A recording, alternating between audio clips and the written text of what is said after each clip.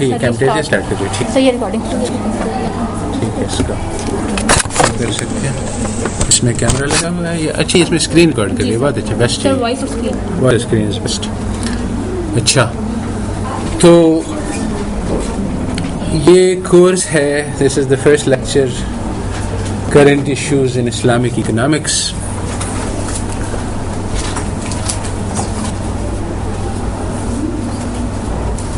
اس میں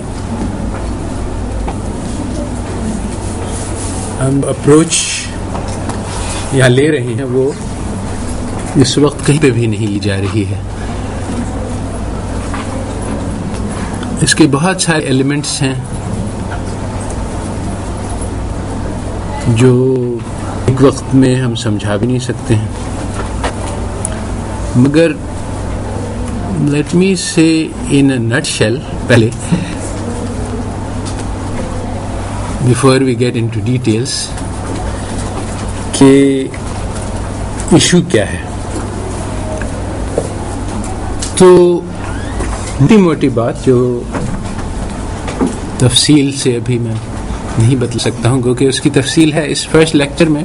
بہت سارے سپلیمنٹری ریڈنگز ہیں جو ان باتوں کی تفصیل بتلائیں گے جو میں یہاں سمرائز کر رہا ہوں.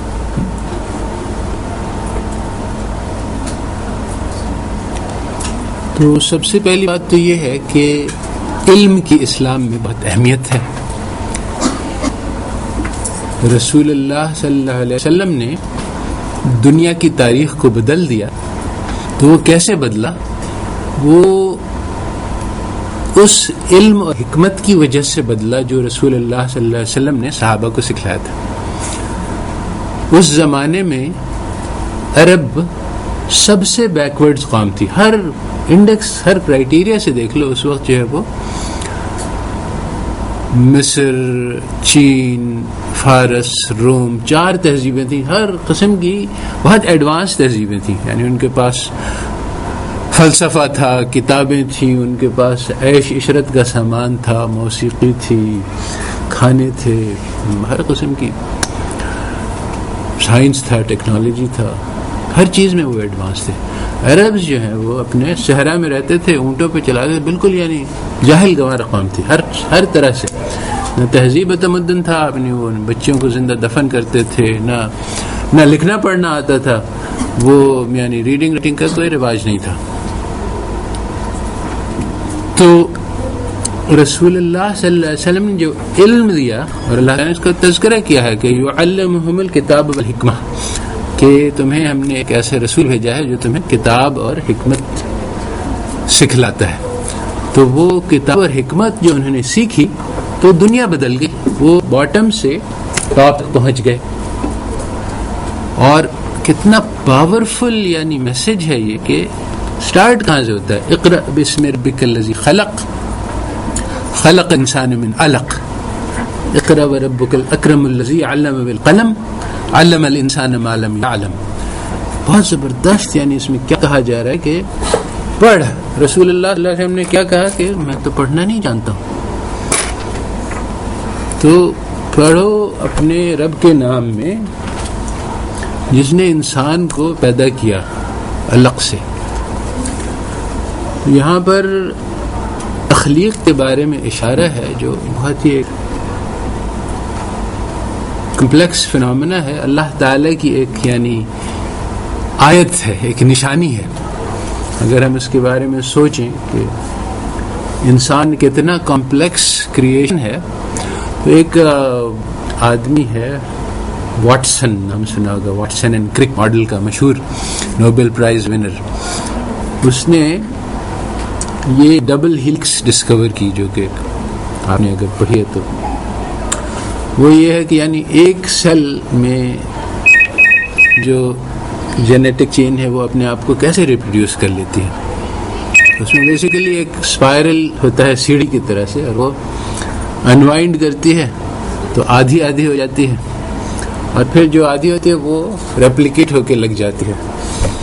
اس نے اس کو جب میکینزم کو اس نے ڈسکور کیا تو اس نے دیکھ کے اس کے دل سے بے اختیار نکلا تبارک اللہ احسن الخالقین کے یہ چیز جو ہے یہ خود بخود نہیں ہو سکتی ہے. اتنی یہ خوبصورت ایلیگنٹ میکنزم ہے اور کمپلیکس ہے کہ ضرور کوئی نہ کوئی خالق ہوگا. اس نے اس کی یعنی رائٹنگ میں، حالانکہ وہ دہریہ تھا اور بعد میں بھی دہریہ رہا، اس نے یعنی اپنا اس کو اللہ تعالیٰ نے نشانی دکھائی، مگر جیسے کہ بہت بار ہو چکا ہے کہ لوگ اس کے باوجود ایمان نہیں لاتے، مگر دیکھ لیا اس نے کہہ دیا. اس کا کوٹیشن ابھی بھی مل جاتا ہے کہ ایسا جو ہے وہ.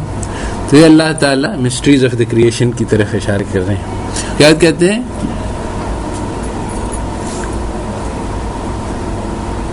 اقرأ وربک الاکرم الذی علم بالقلم علم الانسان ما لم یعلم، کہ پڑھو اور اپنے رب کی تعریف بیان کرو، اپنے رب کی پہچانو کہ وہ کتنا بڑا ہے. اور پہچان میں جو اللہ تعالیٰ کی ہزاروں صفات ہیں، اتنی سارے ہیں کہ سمندر کے پانی خالی ہو جائیں مگر ہم لوگ ان کی صفات لکھنا نہیں ختم کر سکتے. مگر یہاں پر کون سی صفت کا تذکرہ آیا؟ تذکرہ اس بات کا ہو رہا ہے کہ اللہ تعالیٰ نے انسان کو سکھلایا علم، اور قلم کے ذریعے سے سکھلایا. یہ دو باتیں دونوں اہم ہیں کہ یعنی ایک تو علم سکھلایا اللہ تعالیٰ نے، تو یہ ان کی صفت ہے، اور مسلمانوں کو علم دیا گیا ہے ایک خاص، اور وہ قلم کے ذریعے سے دیا گیا ہے. دونوں کیونکہ عرب میں اورل ٹریڈیشن تھا، وہ ہارٹ ٹو ہارٹ ٹرانسمیشن تھا. تو یہ بھی ہے ایک طریقہ اور اس کی بھی ضرورت ہے اور اس کے بغیر چارہ بھی نہیں ہے. مگر جو اورل ٹریڈیشن ہے وہ اتنا سالڈ نہیں ہوتا ہے جتنا لٹرل ٹریڈیشن ہوتا ہے، کیونکہ کتابوں کے ذریعے سے بہت زیادہ دور تک اور دیر تک علم کو پھیلایا جا سکتا ہے. ہارٹ ٹو ہارٹ میں جو ہے وہ افراد تک منحصر ہوتا ہے، تو اس میں سرکولیشن بھی لمیٹڈ ہوتا ہے اور اس کی ٹرانسمیشن کوالٹی کے بارے میں بھی شک ہوتا ہے. تو اس میسج کا جس کو یہاں سے شروع ہوتا ہے، اثر یہ ہوا کہ مسلمانوں کے اندر علم کی طلب اور شوق پیدا ہو گیا.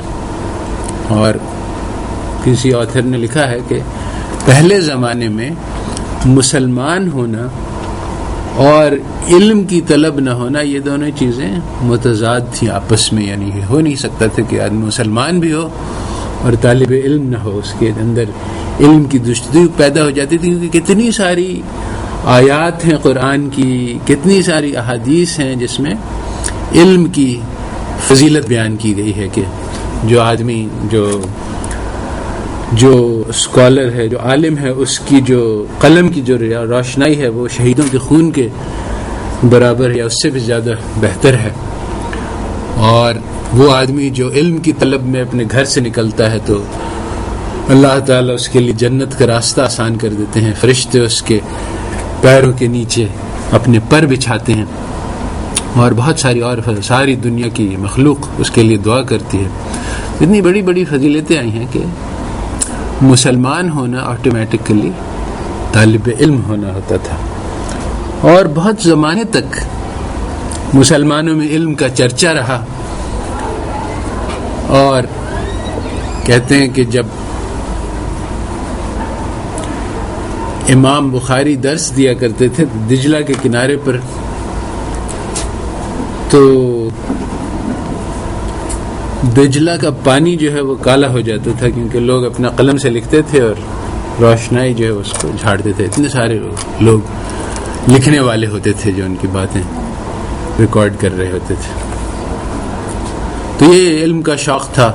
اور یہ بہت یعنی ایسا نہیں ہے کہ بہت پرانے زمانے کی بات ہے، بلکہ کہتے ہیں کہ یعنی ہندوستان میں بھی جب یعنی علم کا شوق کے بہت سارے آثار نظر آتے ہیں کالونیلزم کے زمانے سے پہلے. تو بہت ساری یعنی جو ایک یعنی مشاعرے کے بارے میں تو آپ لوگ جانتے ہی ہیں، لٹریری آرٹ فارم تھا. اس کے علاوہ اور بہت کامن تھا. اور رپورٹس ہیں کہ جب یعنی وہاں امن و امان نہیں تھا تو اگر کوئی یعنی حملہ ہوتا تھا شہر پہ تو لوگ جو ہے وہ اپنے گھروں پہ کتابوں لاد کر بھاگا کرتے تھے. تو ہر آدمی کے پاس لائبریری ہوتی تھی جو ایجوکیٹڈ لوگ تھے، اور بہت سارے ایسے بات، اور تقریباً یعنی 100% لٹریسی تھی مسلمانوں میں. تو بہت سارے آثار سے یہ معلوم ہوتا ہے کہ مسلمانوں میں علم کا شوق ہے. بلکہ وہ ایک ڈیل رمپل نے کتاب لکھی ہے کہ وہ ارلی کالونیلز جو آئے بہت متاثر ہوئے مغل تہذیب سے. انہوں نے اپنی یعنی وضاقتہ بھی مغلوں جیسی بنا لی، شاعری کرنی شروع کی، کیونکہ وہاں یعنی اس کا بہت وہ تھا، اور اپنا جو ہے وہ آداب سارے مغلوں کے اختیار کیے. اور یہ بھی لکھا ہے کہ یہاں جو ہے وہ 10 روپے جس کلرک کو ملتا ہے وہ اپنے بچے کو وہ تعلیم دیتا ہے جو ہمارے ہاں شہزادوں کو ملتی ہے. کٹس تو علم کا شوق تھا، مگر کہتے ہیں کہ وائے ناکامی متائے کارواں جاتا رہا، کارواں کے دل سے احساس زیاں جاتا رہا. نہ صرف یہ کہ ہم لٹ گئے، بلکہ وہ جو خزانہ ہمارے پاس تھا وہ بھی بھولا بسرا ہو گیا. اب کسی کو پتہ ہی نہیں ہے کہ کیا ہوتا تھا. اور ایک نظام تعلیم آیا ایسا جس کے موجد نے، مکالے نام تھا اس کا، یہ بات کہی کہ اس سے ہم ہمارے طریقہ تعلیم ذہن بنائے گا. اور کیا ذہن بنائے گا کہ اس میں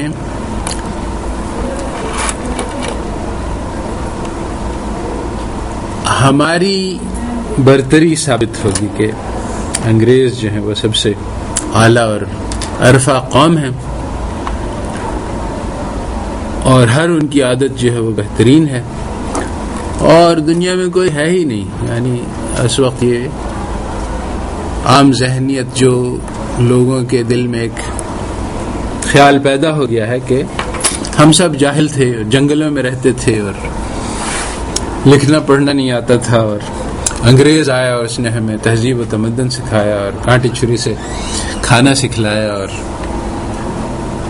ہمیں گھر بنا کے دی، ہمیں اخلاق آداب سکھلائے، اور ابھی تک ہم سیکھ نہیں سکے. ابھی تک ہم آدھے جنگلی ہیں، مگر ہم ان کی طرح سے ہو جائیں گے تو پھر ہماری ترقی ہو جائے گی. تو طریقہ تعلیم میں اس نے یہ بات بھی لکھی، اس کی ایک سپیچ ہے منٹ آف ایجوکیشن، مشہور ہے، کہ ویسے تو مجھے عربی نہیں آتی، فارسی نہیں آتی، سنسکرت نہیں آتی، کوئی بھی اورینٹل لینگویج نہیں آتی ہے، مگر اس کے باوجود حقیقت ہے کہ سارا لٹریچر لے لو، عربی میں، فارسی میں، سنسکرت میں، اور ایک ایجوکیٹڈ انگریز کا ایک شیلف کی کتابیں لے لو، تو دونوں کا کوئی مقابلہ نہیں. تو ہمارے اسٹوڈنٹس میں بھی یہ طریقہ تعلیم یہ خیال پیدا کرتا ہے. اب جس آدمی کے دل میں یہ خیال ہوگا وہ نیچرلی ایک احساس کمتری میں مبتلا بھی ہوگا، اور یہ بھی سوچے گا کہ ہم کچھ نہیں کر سکتے اور ہم ذلیل قوم ہیں، جیسے کہ لوگ کہتے رہتے ہیں. تو یہ جو طریقہ تعلیم اہل مغرب نے ہمیں دیا ہے، اس کا ایک مقصد تھا. بہت اہم ہے یہ بات سمجھنے کی کہ یہ طریقہ تعلیم، دیکھو برٹش کی تعداد بہت تھوڑی تھی، کروڑوں کی قوم پہ ان کو حکومت کرنی تھی. تو اس کا یعنی ان کے بس کی بات نہیں تھی، اتنے تھوڑے لوگ اتنے زیادہ لوگوں پہ حکومت نہیں کر سکتے ہیں. تو ان کو ایک ایسی کلاس پیدا کرنے کی ضرورت ہوئی جو ان کے معاون اور مددگار بنے، اس کے بغیر چارہ نہیں تھا. تو انہوں نے ایجوکیشن اپنا اس لیے بنایا کہ غداروں کی تربیت ہو، وہ لوگ جو اپنے قوم کے مفاد کو قربان کریں اور انگریزوں کے وفادار ہوں. اور پورے طریقہ تعلیم کا یہ مقصد تھا کہ ایسے لوگوں کو پیدا کیا جائے. اور یہ مقصد آج بھی نظر آتا ہے. اس طریقہ تعلیم کی جو ساری کیریکٹرسٹک ہیں اس کا اسلامی طریقہ تعلیم سے کوئی بھی چول نہیں ملتا. ہر طرح سے یہ اس کا اپوزٹ ہے. آج کا مقصد یہ methodology for teaching and learning کا لیکچر ہے کہ ایک ویسٹرن میتھڈالوجی ہے جس کو آپ لوگ یعنی ساری زندگی آپ کو وہی میتھڈالوجی ملی ہے. آپ کو پتہ ہی نہیں ہے کہ کوئی دوسری میتھڈالوجی بھی ہو سکتی ہے.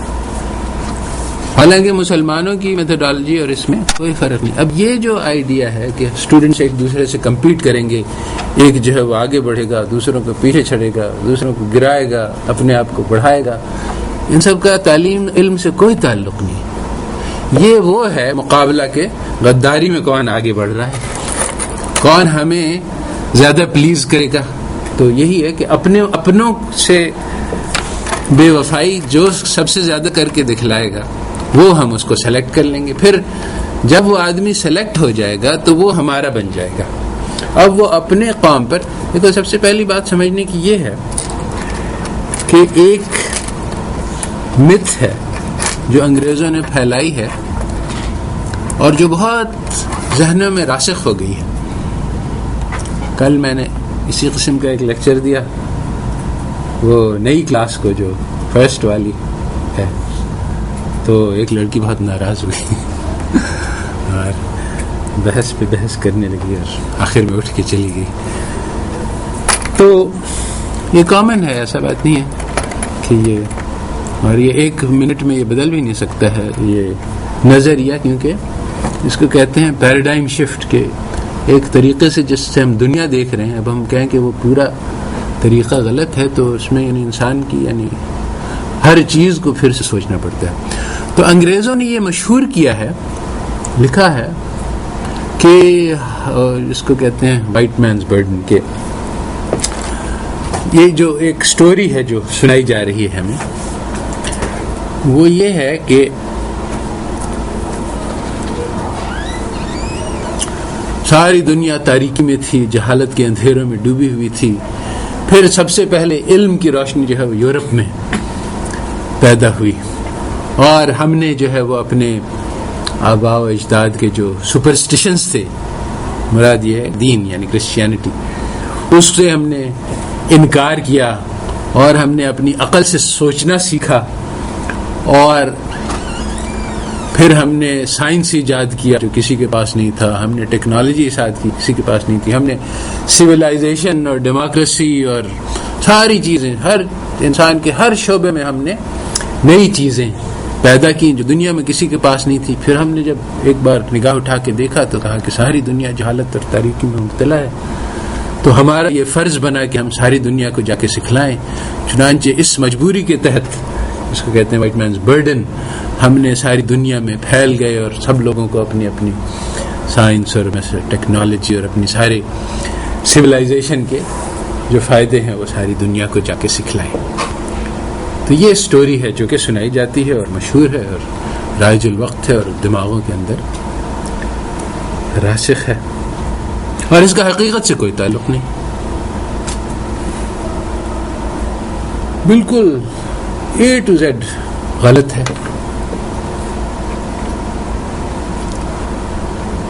بالکل اسی طرح سے ہے, اس کے آج نمونہ ملتا ہے, ورنہ یہ بات لوگ باور کرنے مشکل ہوتی ہے کہ امریکہ نے عراق سے حملہ کرنے سے پہلے یہ کہا کہ ہمارا مقصد عراق پر حملہ کرنے میں یہ ہے کہ وہاں ایک ظالم ڈکٹیٹر ہے, وہ اپنی قوم پر بہت ظلم کر رہا ہے, تو اس قوم کو چھڑانا ہے, ان کو آزادی دلانی ہے, اور ان کو ڈیموکریسی اور گورننس اور ہماری بینیفٹس دینی ہے, جو اور سارے وہ جو آدمی ہے اس کے پاس ویپنز آف میس ڈسٹرکشن ہیں جو کہ ساری دنیا خطرے میں ہے, تو ہم ساری دنیا کی حفاظت کرنے کے لیے جا رہے ہیں. اس کے پاس ویپنز آف میس ڈسٹرکشن سرے سے تھے ہی نہیں, اور ان کو پتا تھا کہ نہیں ہے, انہوں نے جھوٹ بولا صرف اس مقصد کے لیے کہ ان کو ریشنل مل جائے اٹیک کا, اور عوام سے کیا ہمدردی ہوگی. ان کا سارا انفراسٹرکچر تباہ کر دیا, ہسپتال تباہ کر دیے, اسکولز تباہ کر دیے, ان کے انٹلیکچوئلس کو جا کے قتل کیا ڈیلیبریٹلی, ان کے اور جو یعنی جو ایکچوئل بات تھی اور جو افسانہ تھا جو بتلایا جا رہا تھا اس میں کوئی تعلق نہیں تھا. بالکل اسی طرح سے اس وقت جو عوام الناس میں جو 90% لوگ بلیو کرتے ہیں اس کا اور حقیقت کا کوئی تعلق نہیں. وہ جو لڑکی ناراض ہو گئی وہ ٹپیکل ہے، یعنی ایسا نہیں ہے کہ وہ انیوژول ہے، بلکہ 99% لوگ اسی طرح سے ہیں. وہ میری بات سنیں گے تو اگر وہ آرگیو نہیں کریں تو برداشت کر لیں گے کہ مولوی صاحب ایسے ہی بکتے رہتے ہیں. سارے مولوی صاحب یہی بات سنتے آئے ہیں ہم، کوئی نئی بات نہیں ہے. یہ ہمارے لوگ اپنے وہ فرسٹریشن میں کہ ایسی قسم کی باتیں کرتے رہتے ہیں. آفٹر آل اتنا اچھا گورا ہے، انگریز ہے، اس کے بارے میں کوئی برائی سننے کے جو ہے وہ لوگوں کو تاب نہیں. اور یہی اس سسٹم کی تعلیم کا مقصد ہے کہ گوروں کی برائی سننے کی تاب نہیں ہو. کیا اپنی شکل دیکھیے آئینے میں آپ نے، جو میری ان کا کرٹیسزم کر رہے ہیں. تو جو حقیقت ہے وہ یہ ہے کہ ساری دنیا کی قومیں آگے تھیں اور یہ یورپ والے سب سے پیچھے تھے. اتنے پیچھے تھے کہ لوگ ان پہ حکومت نہیں کرنا چاہتے تھے، جس طرح سے وہ عربوں والی بات ہے. آپس میں ان کی ہر وقت لڑائی چلتی رہتی تھی. جس طرح آپ نے 300 years وار سنی ہوگی، 90 years war of the roses, war ہی وار. کسی نے انالائز کیا کہ 300 سال ایسے گزرے جس میں سے 10 سال یا 20 سال ایسے ہوں گے جس میں کوئی جنگ نہیں ہو رہی تھی. تو جنگ ہوتے ہوتے ہوتے ہوتے ان لوگوں نے جنگجو ہونا سیکھ لیا، اور اتفاق کچھ ایسا ہوا، اللہ تعالی کی مرضی تھی کہ انہوں نے کچھ ایسی چیزیں سیکھ لی جو باقی قوموں نے نہیں سیکھی. گنز بنا لی بہت اچھی، اور کیوں ان کی نیڈ تھی، ہر وقت ان کو ضرورت پڑتی رہتی تھی کہ تو آبویسلی باقی دنیا میں امن اور امان تھا. تو یہ لوگ جب آپس میں انہوں نے ایک معاہدہ کیا، سمجھوتا کیا، جس کی وجہ سے ان کی جنگ آپس میں لڑائی کچھ کم ہو گئی. پھر انہوں نے دنیا کا جا کے جائزہ لیا تو دیکھا کہ ہم لوگ تو سب سے آگے ہیں. پھر انہیں آپس میں معاہدہ کیا کہ دیکھو ایسا کرتے ہیں کہ دنیا کو بانٹ لیتے ہیں، بجائے اس کے کہ ہم ایک دوسرے سے جنگ کریں. تم لوگ یہ حصہ لے لو، تم لوگ افریقہ کے یہ حصہ لو، تم لوگ ایشیا لے لو، تاکہ پھر انہوں نے یہ حکمت تدبیر چلائی اور پھر ساری دنیا پہ چھا گئے. اور 20th سینچری کے شروع میں تقریباً 90% آف دا گلوب جو ہے وہ یورپینز کے قبضے میں تھا. اور یہ کیوں ہوا، اس کے بہت سارے وجوہات ہیں. ہم ابھی اس کی تفصیل میں، صرف اتنی بات نہیں تھی کہ ان کے پاس گنز اور ٹیکنالوجی اور وہ تھا، بلکہ اس میں 2-3 اور باتیں تھیں. ایک تو یہ ہے کہ وائلنس میں سب سے زیادہ آگے تھے، یعنی انسانی یعنی درندگی میں جس کو کہا جائے سب سے زیادہ آگے تھے. جیسے آج بھی نظر آتا ہے، آج بھی درندگی میں سب سے آگے یہ قوم ہے. ابھی چند سال پہلے کی بات ہے کہ نائٹ لائن کے انٹرویو میں میڈلین آلبرائٹ کا انٹرویو لیا گیا کہ آپ نے جو ایمبارگو لگا رکھا ہوا ہے عراق پہ، تو 500,000 children have died. تو کیا یہ جسٹیفائڈ ہے؟ تو اس نے کہا ہاں، تھوڑی سی شرمائی، مگر ہاں اصل میں تو ہے یہ ایک کاسٹلی چیز، مگر I would say it is justified. کہ اپنی فارن پالیسی گولز کرنے کے لیے 5 لاکھ بچوں کو قتل کر دینا ان کے نزدیک جائز ہے. اور کیسے ہوا؟ یعنی انہوں نے ایمبارگو لگا رکھا تھا، جب یعنی بیبی ملک پاؤڈر کی شپ جا رہی ہے اس کو روک دیا کہ نہیں ہمارا ایمبارگو ہے. کرٹیکل میڈیسنز تھی، ان کو روک دیا کہ ایمبارگو ہے. انسانیت سے کوئی واسطہ ہی نہیں. جب اس قسم کی یعنی اس قسم کی درندگی کسی نے نہیں دیکھی تھی، کسی قوم نے نہیں. ہمارے لوگ یعنی بہت سارے فیکٹرز ہیں، سارے کو تذکرہ کرنا جو ہے وہ مشکل ہے، مگر یہ ایک نیشن سٹیٹ کی کانسیپٹ ان لوگ نے ایجاد کی جس میں پوری قوم مل کے کام کرے. ہمارے یہاں نہیں تھا, وہ چھوٹے چھوٹے سیلف رولنگ علاقے تھے, اور سب جگہ یہ کانسیپٹ تھی کہ بادشاہ جو ہے وہ بادشاہ تو بدلتے ہی رہتے تھے, یعنی کسی نے حملہ کیا وہ قبضہ ہو گیا, مگر سب بادشاہ اپنی رعایا کا خیال رکھتے تھے, کیونکہ ان کو پتا تھا کہ یہ ہماری گائے ہے, اس کو ہمیں دہنا ہے, اسی سے ہمیں تو وہ ساری بینیفٹس ملیں گی.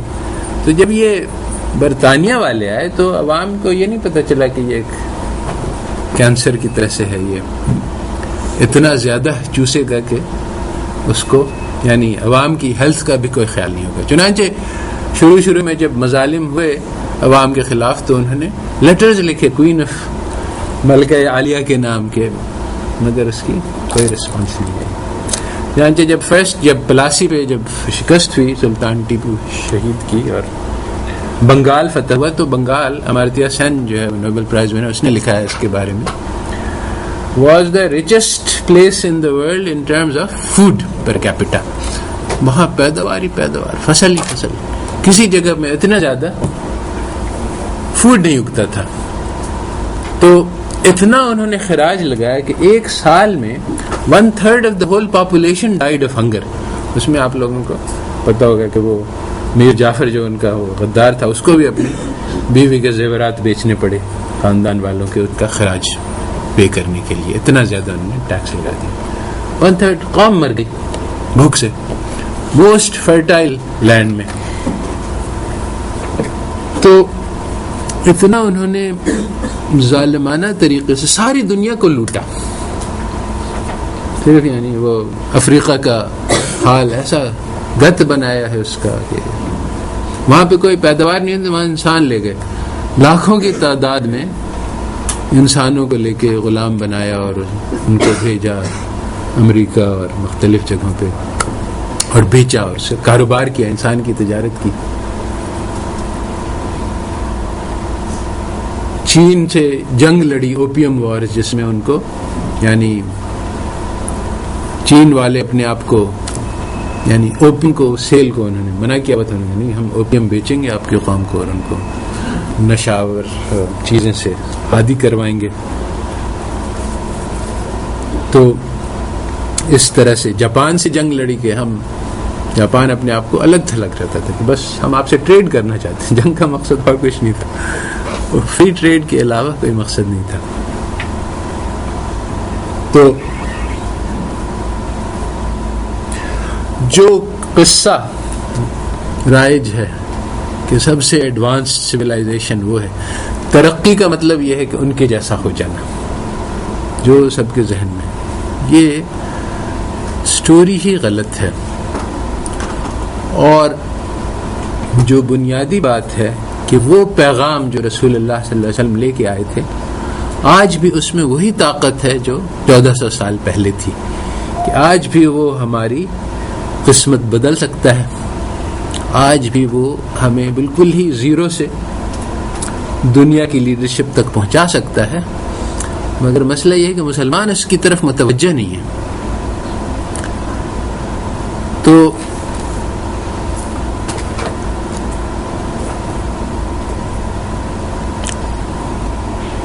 ایک ابن خلدون نے لکھا ہے کہ جب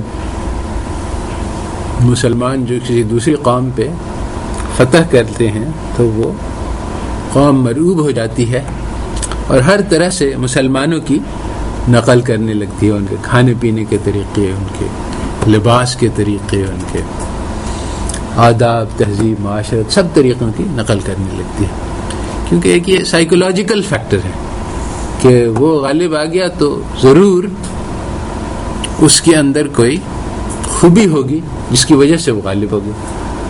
تو وہ کیا ہے, وہ ہر طرح سے یعنی اپنے احساس سے کمتری ہے, ان کا احساس سے برتری ہے, تو ہر طرح سے ان کی نقل اتارنے کی کوشش کرتے ہیں کہ ہر صفت ان کی اچھی ہے. اب اگر کوئی آدمی مجھے چھری دکھا کے میری جیب سے سارے پیسے چوری کر لے تو میں کہوں کہ ہاں بھائی یہ آدمی ہے اصل. اب اس کی ہر چیز مجھے نقل کرنی چاہیے. تو یہی اب وہ چھری چلتا ہے تو میں بھی چھری, اب وہ لمبی لمبی مونچھیں رکھتا ہے تو میں بھی لمبی لمبی مونچھیں رکھوں تاکہ میں بھی اس کی طرح سے ہیرو بن جاؤں.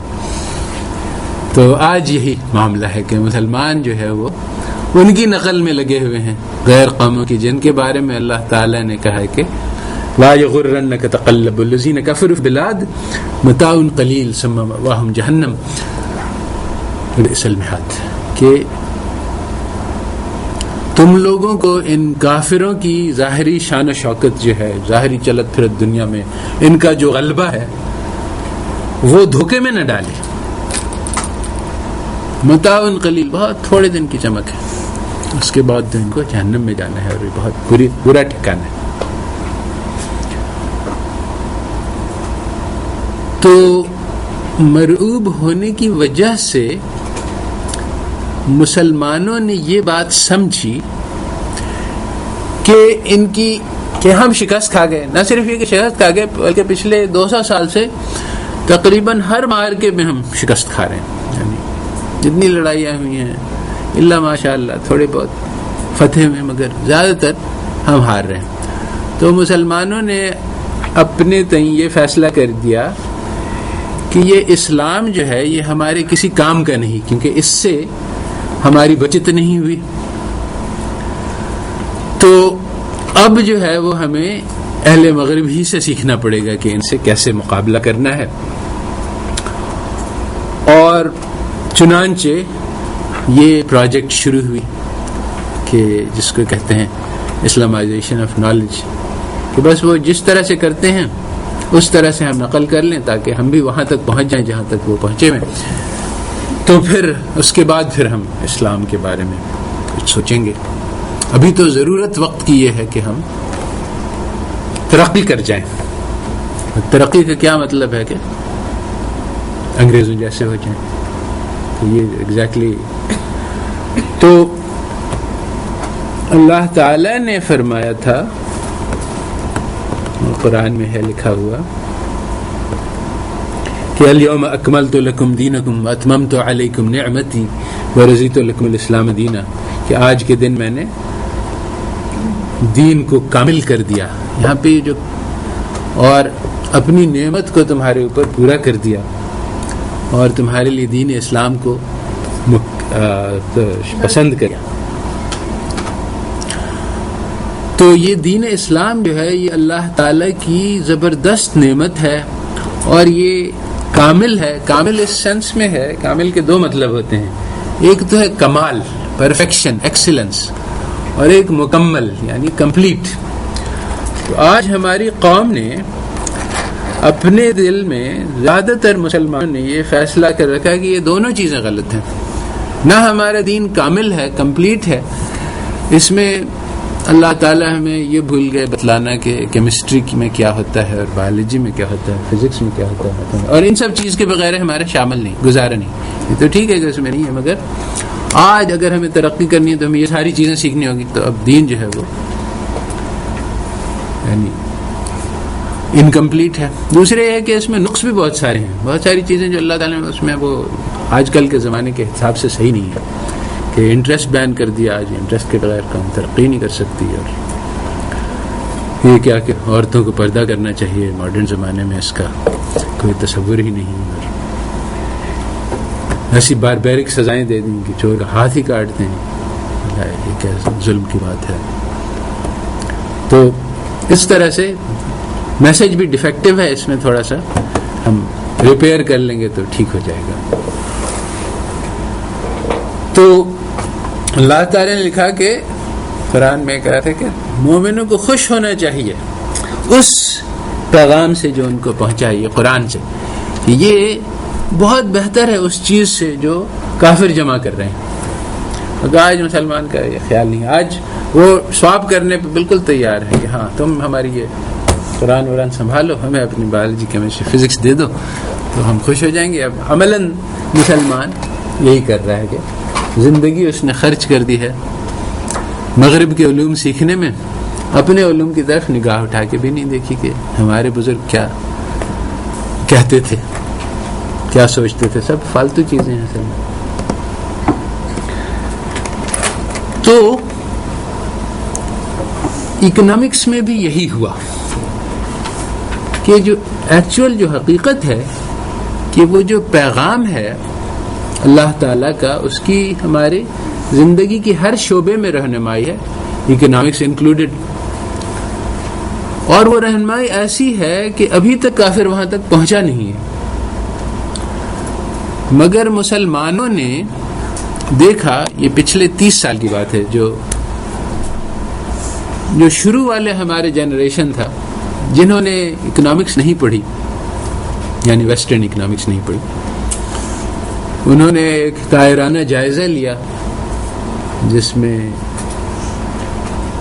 باقر صدر ہے، مودودی ہے، اور بہت سارے اسکالرز ہیں، انٹلیکچوئلز ہیں اسلامی دنیا کے. انہوں نے کہا کہ کیپٹلزم کا نظام ہے، کمیونزم کا نظام ہے، یہ دونوں بہت ہی انفیریئر نظام ہیں، اور ہمارا جو اسلامی نظام ان دونوں سے بہت بہتر ہے. اور اس کی بہت ساری یعنی ہمارے پاس کتابیں ہیں، مفتی شفیع نے لکھا ہے جو یہ بات کہہ رہے ہیں. اس کے بعد پھر اس کو کہہ سکتے ہیں کہ سیکنڈ جنریشن آیا، جب ایکچولی یہ دعوے جو ہیں these were part of the independence struggle of the Muslims, کہ جب ہم نے یعنی ساری دنیا 90% جو بگننگ آف 20th سینچری میں ساری اسلامی دنیا جو ہے وہ یہ یورپینز کے قبضے میں تھی. پھر اس سینچری کے شروع میں فریڈم سٹرگلز میں اصل میں ہوا یہ کہ ورلڈ وار 1 میں یورپ میں آپس میں بہت خون خرابہ ہوا. اس کو ورلڈ وار 1 کہنا بھی یعنی ایک ہوئی تو ساری دنیا میں، مگر اصل میں یورپین پاورز کی آپس میں جنگ تھی. یورپ ایک بہت چھوٹا سا علاقہ ہے، سارے انڈیا بھی اس کے برابر نہیں ہے. اس کو ایک کانٹیننٹ کہنا یہ بھی ایک وہ ہے ظلم، ان کی یعنی اپنی احساس برتری اور اس کا نتیجہ ہے. بہرحال اس میں ان کا آپس میں اتنا خون خرابہ ہوا کہ وہ کالونیز پہ کنٹرول نہیں برقرار رکھ سکے. تو چنانچہ اس کے بعد جو ہے وہ آزادی کی مہم چلی ہر جگہ، اور تقریباً یعنی middle of the 20th century تک سب جگہ زیادہ تر علاقے جو ہیں وہ آزاد ہو گئے تھے. مگر یہ آزادی بھی، فیض نے کہا ہے کہ یہ داغ داغ اجالے، یہ شب گزیدہ سحر، یہ آزادی جو ہے وہ اس میں اپنے بہت سارے پرابلمس ہیں جس کو ہم ڈسکس کرنا چاہیں گے لیٹر. مگر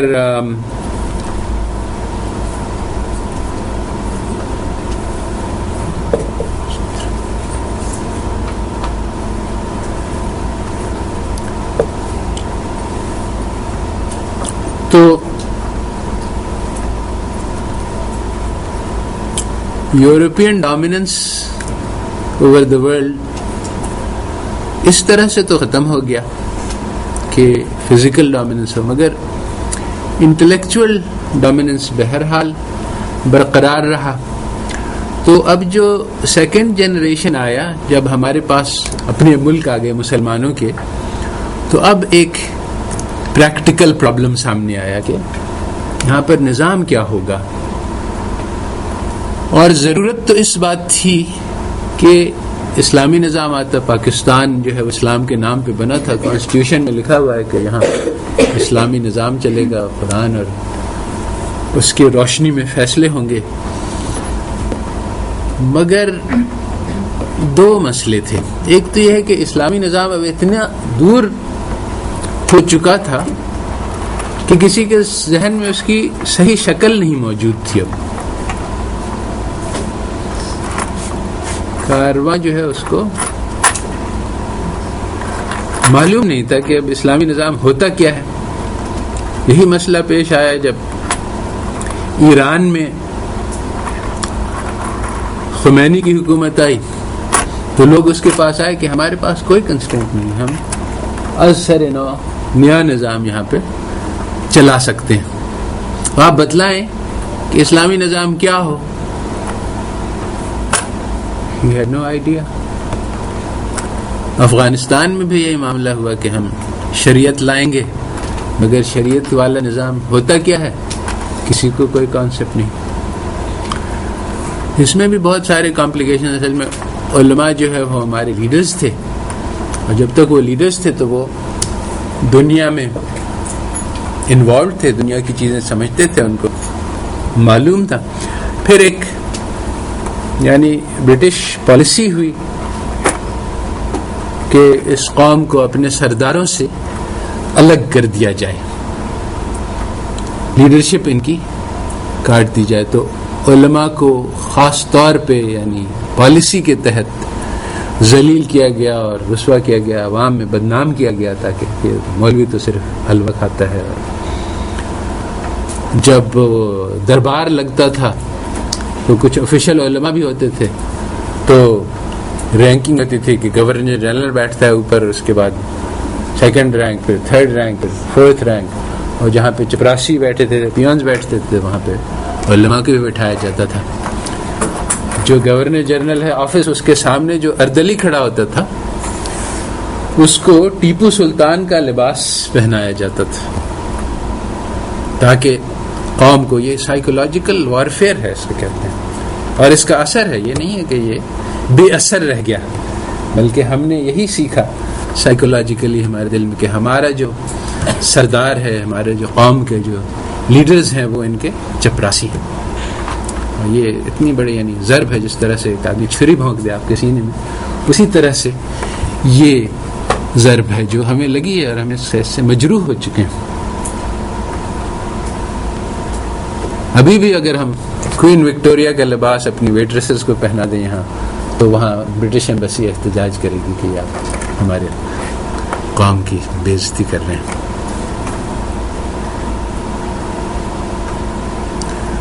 تو یہ سائیکولوجیکل وارفیئر ہوا، اور ڈیلیبریٹلی ہوا. یہ نہیں ہے کہ یہ ایسے ہی، بلکہ ہم یعنی آپ کو لکھا ہوا دستاویزات دکھائیں گے. ہماری قوم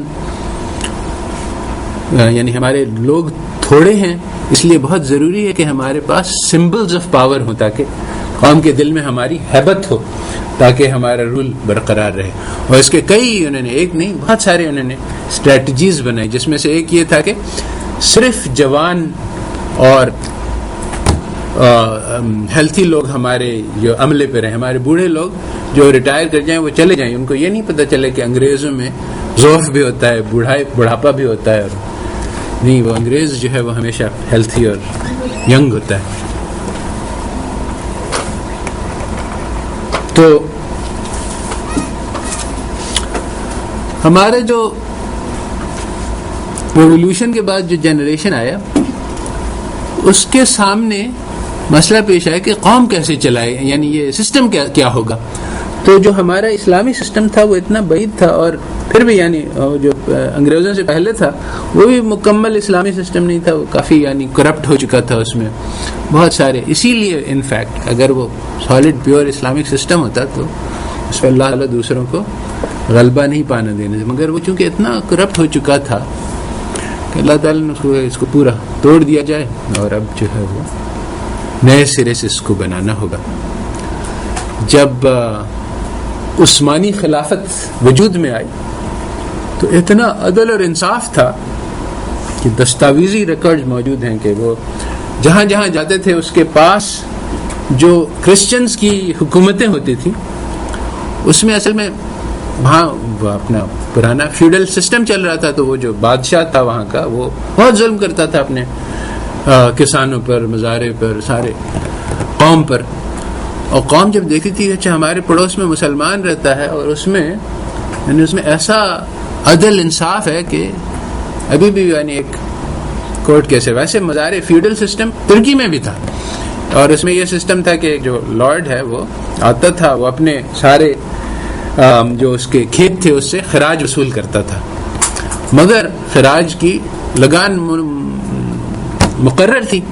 اگر وہ 10% سے وہ 15% پہ چلا جاتا اس کے خلاف کیس ہو جاتا تھا. قاضی جو ہے وہ اس کو، ایک کیس موجود ہے ان کی عدالتی ریکارڈز میں کہ ایک آدمی تھا، وہ آ کے شکار کھیلنے جایا کرتا تھا اپنی ریاست میں، اپنے اس میں علاقے میں جو اس کے جاگیر تھے.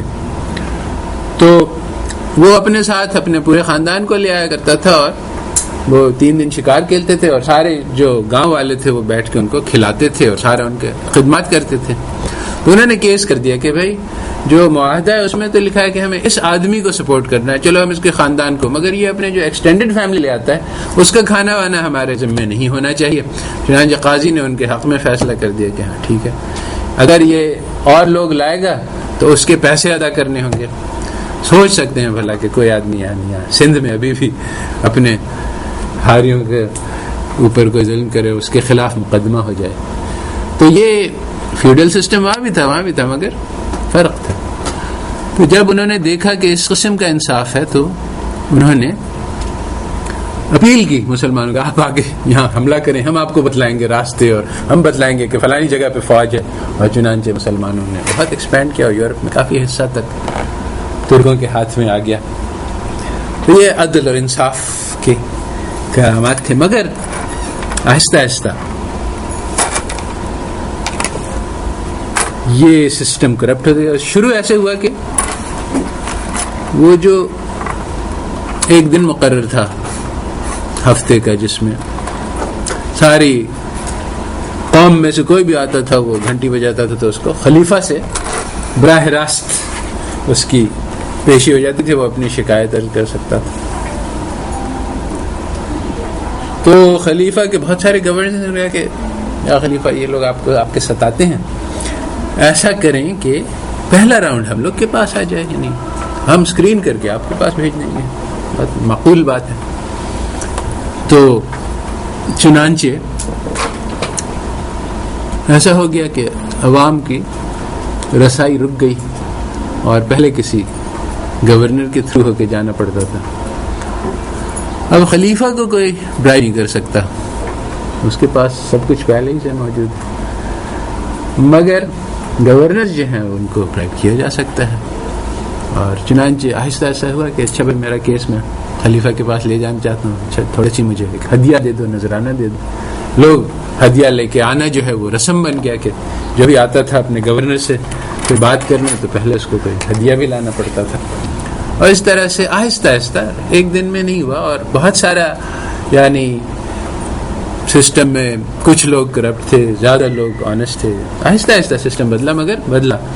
اور ایک ایسا زمانہ آیا کہ ترکش میں ایک شعر ہے سلام وردن, کہ میں نے دربار میں گیا, میں نے سلام پیش کیا تو وہ قبول نہیں ہوا کیونکہ وہ رشوت نہیں تھی. صرف رشوت قبول ہوتی تھی, سلام بھی نہیں قبول ہوتا تھا. تو ایک بار ایک گورنر, ایک قوم پہنچی ایجپٹ سے عثمانی خلیفہ کے دربار میں کہ وہ جو آپ نے گورنر ہمیں بھیجا بہت ظالم آدمی ہے, اس نے بہت ہم سے خراج لیا ہے, اس نے ایک محل بنایا, اس نے ایک حرم بنایا, اس میں کتنی ساری عورتوں کو رکھ لیا ہے, اور بہت سارے اس نے سارے اس کے مناقب بتلائے کہ یہ اس نے ظلم کیا ہے. تو خلیفہ سنتا رہا. اس نے کہا اچھا ٹھیک ہے, تم لوگ کیا چاہتے ہو پھر, کیا کوئی اور گورنر بھیجنا ہے؟ ٹھیک ہے, کیا اس آدمی نے اپنا محل بنا لیا ہے؟ کہا کہ ہاں بنا لیا. اس نے اپنا حرم بھر لیا ہے؟ ہاں بھر لیا. اس نے یہ کر لیا ہے؟ کر لیا سب کچھ کر لیا.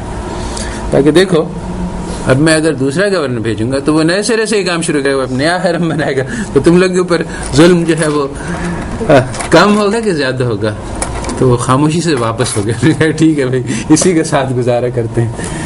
تو یہ حال ہو گیا تھا کہ عدل اور انصاف ناپید ہو گیا. تو جب ایسا ہوا تو پھر ایسی خلافت سے اللہ تعالیٰ کو کوئی مطلب نہیں. تو میرے کہنے کا مطلب یہ کہ جب ہمارے لوگ پاور میں آئے تو ان کو ایک ماڈل چاہیے تھا کہ اسلامی ماڈل کیا ہے. وہ اول تو پچھلے 100 سال سے اسلام تھا ہی نہیں, وہ برٹش ماڈل چل رہا تھا. اس کے پیچھے بھی جاتے ہیں تو وہ بھی ہمارے لیے بہت زیادہ مناسب اور موضوع نہیں تھا. ماڈل تھا اس میں ایکچولی بات یہ ہے کہ وہ خلیفہ اور وہ شورا اور وہ عدالت قاضی سسٹم تو بالکل صحیح تھا, مگر یعنی اسلامی بنیاد پہ قائم تھا. شکل اس کی اسلامی تھی مگر اس کی روح ختم ہو گئی تھی, اسی لیے اس کو ختم کر دیا گیا. تو اب وہ سسٹم کی شکل کاپی کرنا بھی مشکل تھا, اور دوسرے یہ کہ جو نظام چل رہا تھا وہ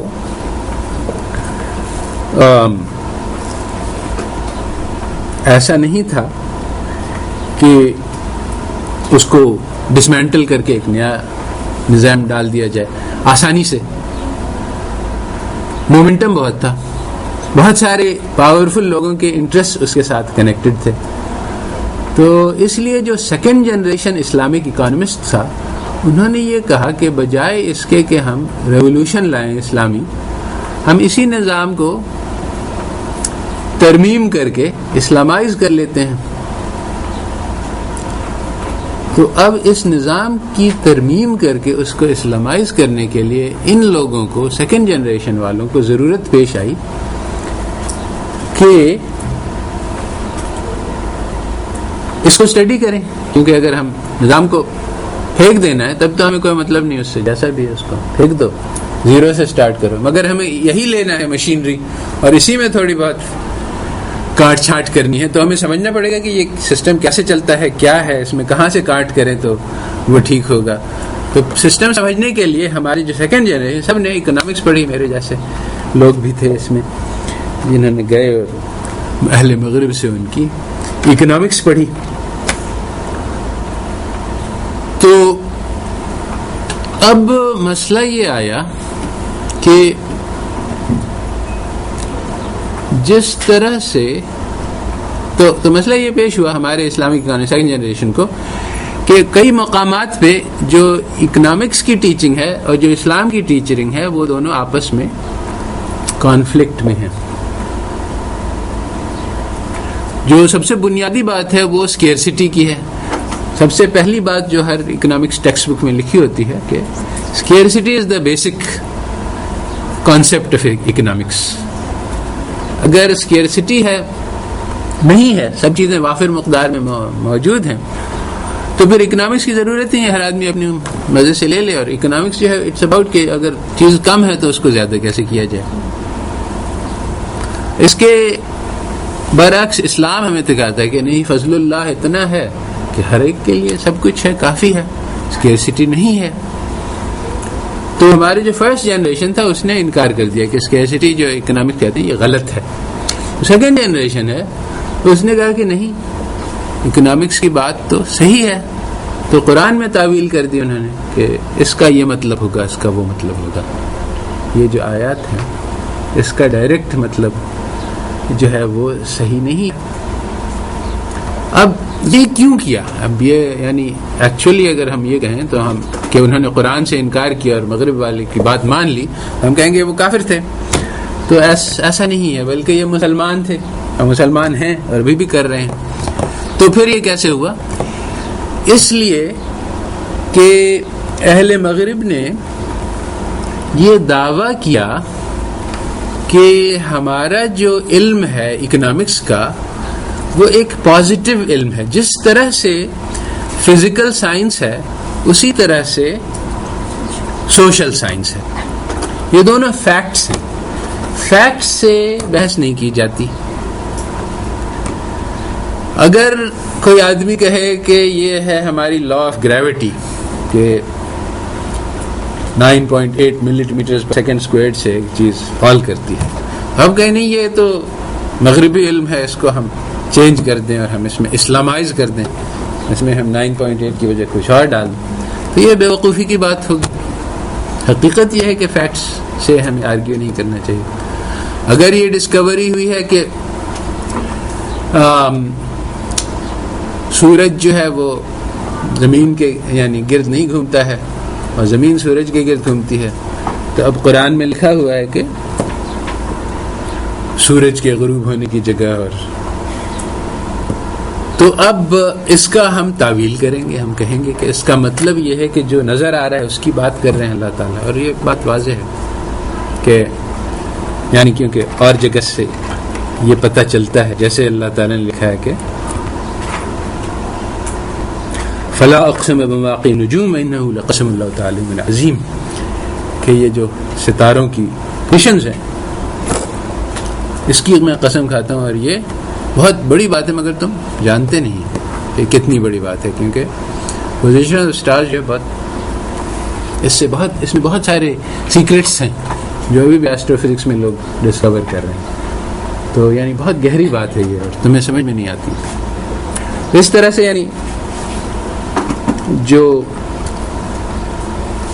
اللہ تعالیٰ نے بہت جگہ پہ ظاہر سے بحث کی ہے کہ جو تمہیں نظر آ رہا ہے اس کی بیسس پہ بات کی ہے, اور بہت سی جگہ پہ بہت گہری بات کی ہے. اور یہ بات بھی لکھ دی ہے قرآن میں کہ بعض باتیں ہم نے ہلکی پھلکی کی ہیں, سب کو سمجھ میں آنے والی ہیں, بعض باتیں ہم نے بہت گہری ہیں, کسی کو نہیں سمجھ میں آئیں گی, اور وہ لوگ اور کچھ لوگ گمراہ ہو جائیں گے اس بات سے, دھوکہ کھا جائیں گے کہ اور ہے لوگ نے کہا کہ اچھا ویسے زیادہ نہیں ہوتی اس معاملے میں. تو بہرحال تو میں کہہ رہا ہوں کہ یہ فائدہ ہے, اصول ہے تفسیر کا کہ اگر کوئی فیکٹ ہو اور قرآن کی جیسے ید اللہ کی بات ہے تو اب ہمیں ایکسپلیسٹ پتہ ہے کہ اللہ تعالیٰ کا بدن نہیں ہے, جسم نہیں ہے, تو جب ید اللہ کا لفظ آئے گا تو ہم اس کو کہیں گے کہ یہ محاورتاً کہا جا رہا ہے, لٹرلی اس کو نہیں مانیں گے, یہ اصول تفسیر میں سے ہے.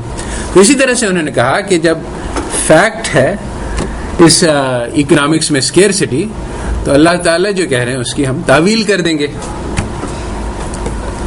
تو اب جو مسئلہ پیدا ہوا کہ یہ جو دعویٰ ہے ان کا کہ سوشل سائنس اور فزیکل سائنس سیم ہے, یہ غلط ہے, مگر یہ ان کو معلوم نہیں. اب جو ہمارے اسٹوڈنٹس نے پڑھا, تو جو اسٹوڈنٹ پڑھتا ہے وہ تو ٹیچر کی بات ماننے پہ مجبور ہے, یہ آداب ہے سیکھنے کا. اگر آپ ٹیچر سے ہر موقع پہ لڑتے رہیں گے تو یو ول نیور لرن. تو انفیکٹ یعنی یہ ہر سلسلے میں, تصوف میں بھی, ہر لائن آف لرننگ میں اسٹوڈنٹ کو دوزانو ہو کے اور اپنا ہاتھ باندھ کے اور اپنی عقل بند کر کے بیٹھنا پڑتا ہے, اور جو بات کہی جا رہی ہے اس کو تسلیم کرنا پڑتا ہے, اس کو تاکہ وہ سیکھ سکے. بعد میں ٹھیک ہے وہ بعد میں جا کے اپنی لڑائی کرے اور کہے کہ ہاں یہ غلط تھا وہ, مگر پہلے سمجھنے کے لیے کہ کیا کہا جا رہا ہے اس کو اپنے آبجیکشن اور اعتراضات کو بند کرنا ہوگا. جیسے آپ لوگوں کو سکھلایا کہ آپ لوگ ایڈوانس ٹرینر کہ بھائی کنزیومر جو ہے یوٹیلٹی میکسیمائز کرتا ہے, کوئی بھی اگر ذی ہوش اور ذی عقل ہوگا تو وہ کہے گا کہ کتنی عجیب بات کہہ رہے ہیں, ہم نے تو کسی کو یوٹیلٹی میکسیمائز نہ دیکھا نہ خود کیا. مگر بہرحال اب یہ پڑھائی جا رہی ہے, ہم اسٹوڈنٹ ہیں تو ہم مان لیتے ہیں, ٹھیک ہے. ٹھیک ہے, تو ہمارے اکانومسٹ نے مان لیا بہت ساری غلط دعوے, کیونکہ انہوں نے کہا کہ دس از اے فیکٹ کہ law of supply and demand اور لا آف گریوٹی ایک ہی طرح کی چیز ہے, حالانکہ یہ بالکل غلط ہے. Law of supply and demand غلط ہے, اس کے بہت سارے ایویڈنسز ہیں. لا آف گریوٹی صحیح ہے. تو ایک تو سمپل بات ہے کہ یعنی غلط چیزوں کو فیکٹ بنا کے پیش کیا گیا, ہمارے اسلامک اکانومسٹ نے ان کو مان لیا. جب انہوں نے مان لیا تو اب اسلامک اکنامکس کی گنجائش ہی ختم ہو گئی, کیونکہ اسلامک اکنامکس کو بننا تھا قرآن اور حدیث کے اصول پہ. جہاں بھی قرآن اور حدیث کے اصول ٹکرائے آپ کے ویسٹرن اکنامکس سے, تو آپ نے ان کو بالائے طاق رکھ دیا. تو اب آپ اسلامک اکنامکس کیسے بنائیں گے؟ چنانچہ ابھی ریسنٹلی میں گیا ہوا تھا جدہ کانفرنس میں اسلامک اکنامکس کی, اور میں نے یہی باتیں کہہ رہا تھا. تو ایک آدمی جو کافی سینئر اسلامک اکانومسٹ ہے اس نے اٹھ گیا کہ نہیں بھائی آپ غلط کہہ رہے ہیں, اور Islamic economics is a branch of classical economics, اس میں ایک شعبہ ہے. کلاسیکل اکنامکس پوری کی پوری صحیح ہے, مگر ہاں وہ انٹرسٹ کی اجازت دیتے ہیں, ہم انٹرسٹ اس سے نکال دیں گے, زکوٰۃ اس میں نہیں آتی ہے. تو بیسیکلی یہ فارمولا ہے, لوگوں نے لکھا ہے کہ Islamic economics is equal to neo classical economics plus زکوٰۃ مائنس انٹرسٹ, بس 50. ہمارا ان میں کوئی فرق نہیں ہے. تو یہ بہت بڑی غلط فہمی ہے, اور ہمارے کورس کی بنیاد یہ ہے کہ نہیں, اسلامک اکنامکس بالکل الگ ہے, ہر پوائنٹ پہ 100% اپوزٹ ہے, اور اس بیسس پہ یہ وہ اس علم کا حصہ ہے جس سے ایک ریولوشن آیا تھا.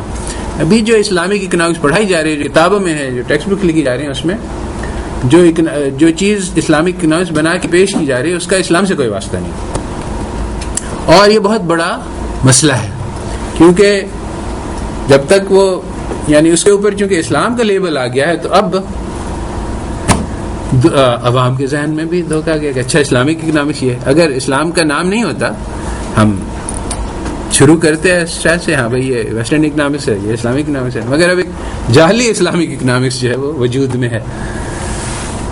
اسی طرح سے یہ جعلی اسلامک بینکس ہیں جو وجود میں ہیں.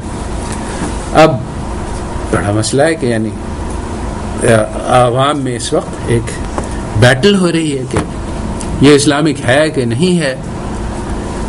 تو ہمارا جو یہ کورس ہے اس میں جو جینوئن اسلامک اکنامکس ہے وہ جو کہ قرآن اور حدیث پہ مبنی ہے وہ ہم ڈیولپ کرنے کی کوشش کریں گے. مگر ایکچولی اس میں بہت زیادہ حصہ اس بات پہ خرچ ہوتا ہے کہ ویسٹرن اکنامکس کا ڈینائل.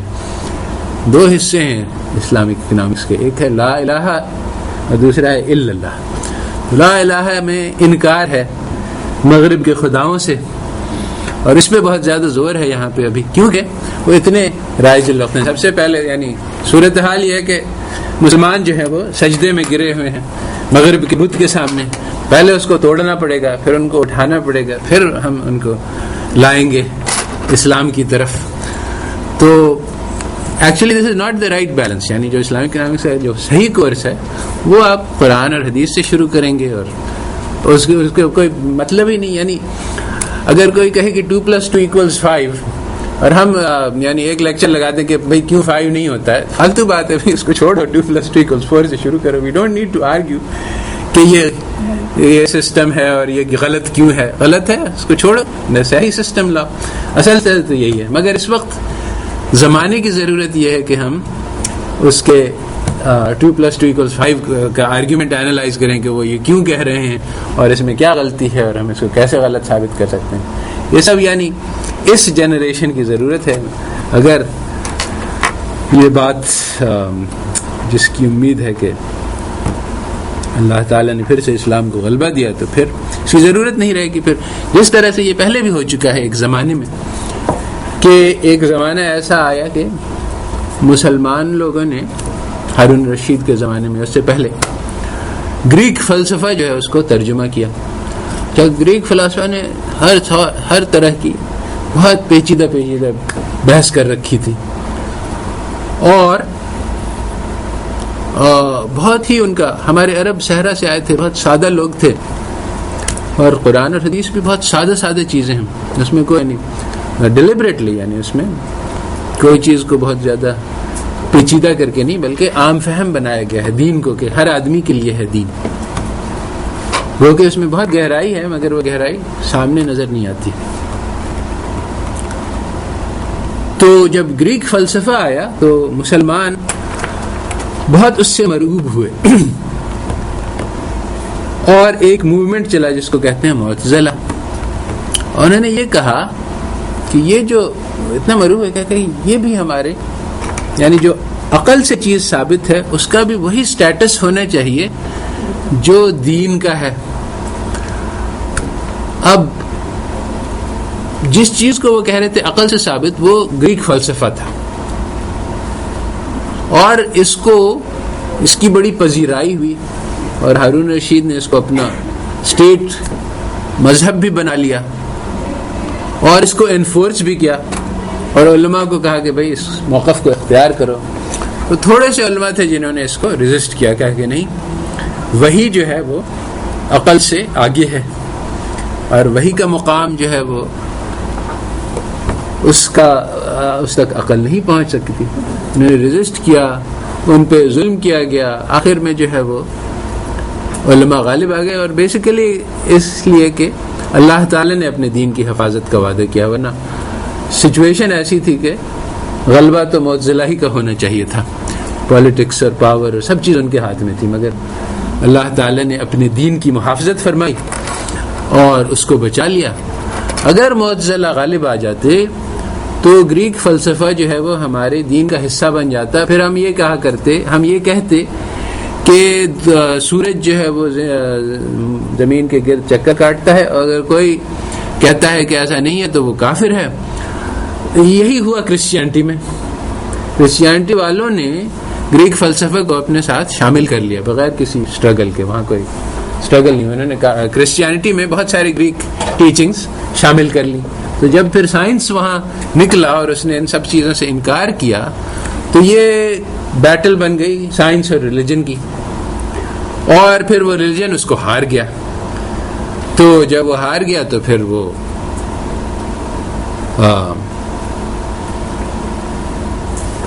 سائنس یعنی وہ وہاں دین ہی ختم ہو گیا. لوگ جو ہیں وہ ایتھسٹ ہو گئے اور سیکولر ہو گئے. تو خیریت سے اللہ تعالی نے ہمیں بچا لیا. آج بھی مسلمان اس معاملے میں دھوکے میں مبتلا ہیں, اور کچھ لوگ کہتے ہیں کہ وہ جب معتزلہ کے خلاف فیصلہ ہوا تو عقل کا استعمال بند ہو گیا مسلمانوں میں, اور اس کے بعد سے اسلام کا تنزل شروع ہو گیا. یہ بھی ایک ڈائگنوسس پیش کی جاتی ہے, بالکل غلط ہے. یعنی وہ وہاں پہ جو جس کو عقل کہا جا رہا تھا وہ عقل نہیں تھی بلکہ اس کو گریک فلسفہ کہا جا رہا تھا. تو کہنے کا یہاں پہ مقصد یہ ہے کہ گریک فلسفہ سے اتنے مرعوب ہوئے مسلمان کہ انہوں نے کہا کہ یہ وحی کے برابر ہے. آج ایگزیکٹلی دا سیم سچویشن اس طرح سے ہے کہ مسلمان یہ کہہ رہا ہے کہ جتنا سرٹنٹی قرآن میں ہے اتنی ہی سرٹنٹی ویسٹرن سوشل سائنس میں ہے اور فزیکل سائنس میں ہے. اور یہ بات یعنی تسلیم شدہ ہے. مسلمان جو ہے وہ عام طور پہ 99% اس میں یقین رکھتا ہے, اور یہ بات غلط ہے. نہ صرف یہ غلط ہے کہ ان دونوں کے ایکویولنس ہے, بلکہ جس چیز کو وہ ایکول جس طرح سے گریک فلسفہ غلط تھا, انہوں نے گریک فلسفہ میں بہت ساری چیزیں تھیں جو غلط تھیں, جو آج یعنی 90% جو ان کے اس زمانے میں جس کو وہ عقلی دلائل سے ثابت کہہ رہے ہیں 90% چیزیں غلط ہو گئی. ان کو ریجیکٹ کرنے کے بعد پھر سائنس شروع ہوا. مثلا گریک فلسفہ یہ کہتے تھے کہ آنکھ جو دیکھتی ہے تو اس لیے کہ جو آبجیکٹ ہے اس سے ایک نور نکلتا ہے, لائٹ نکلتی ہے, نہیں سوری آنکھ سے ایک نور نکلتا ہے جو لائٹ جو ٹکراتا ہے تو اس ہماری آنکھ سے جو روشنی نکلتی ہے وہ اس کو تک پہنچتی ہے. تو اس کو ہمارے ابن الحیثم نے غلط ثابت کیا.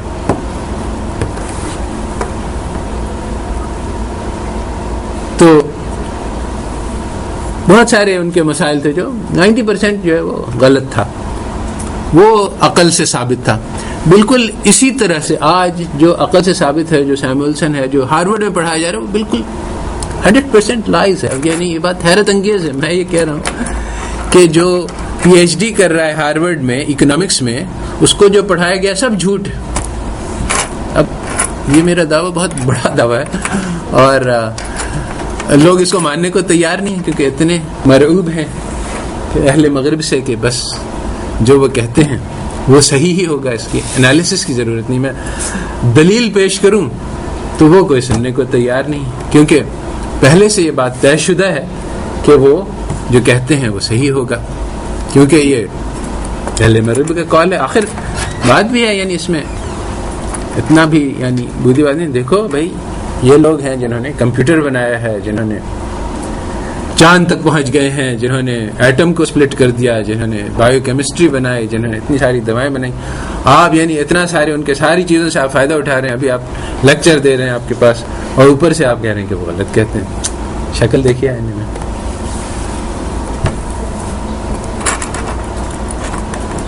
تو یہی بات ہے کہ ایک آدمی اصل میں وہ کہتے ہیں کہ دجال آئے گا تو وہ کانا ہوگا, ایک آنکھ سے اس کی بڑی تیز ہوگی. تو جہاں تک مادے کا سوال ہے, جو ڈیڈ میٹر ہے, اس میں بہت زبردست ان کے علم ہے اور اس سے کسی کو انکار نہیں. اور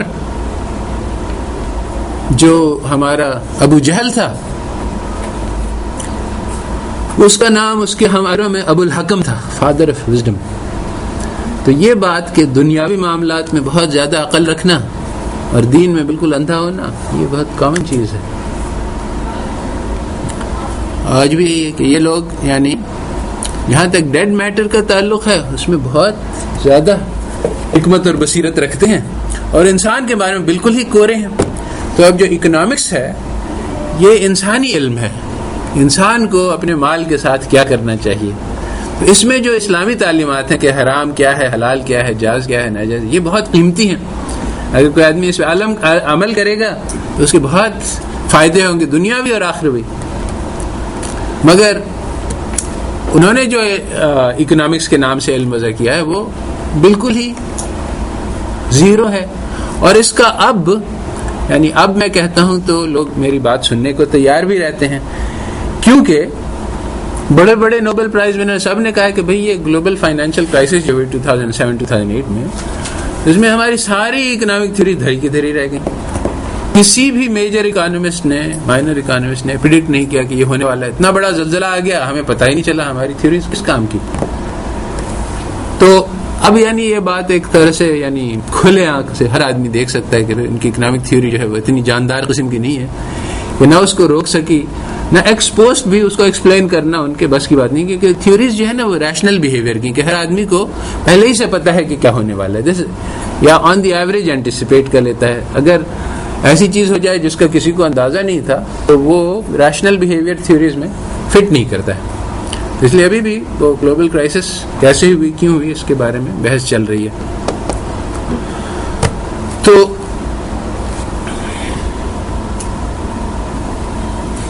یہ تو تھا جنرل بیک گراؤنڈ کے اس کورس میں ہم کیا کرنے جا رہے ہیں. تو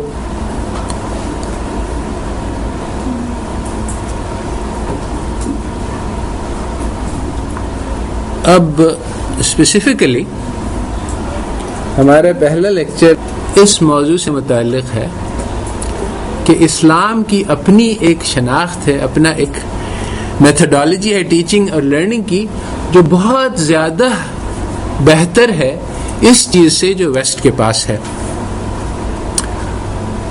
ہم نے وہی کام کیا ہے جو الادین کی بیوی نے کیا تھا، کہ وہ جادوگر آیا اور اس نے کہا کہ نئے چراغ لے لو اور پرانے چراغ دے دو. تو اس نے دیکھا کہ یہ پرانا خستہ اچھا نہیں لگتا ہے، شوکیس میں ڈالتے ہیں تو اس نے کہا کہ چلو یہ تو اچھا ہے. وہ اس نے اپنا پرانا چراغ اٹھا کے دے دیا، نیا چراغ لے لیا.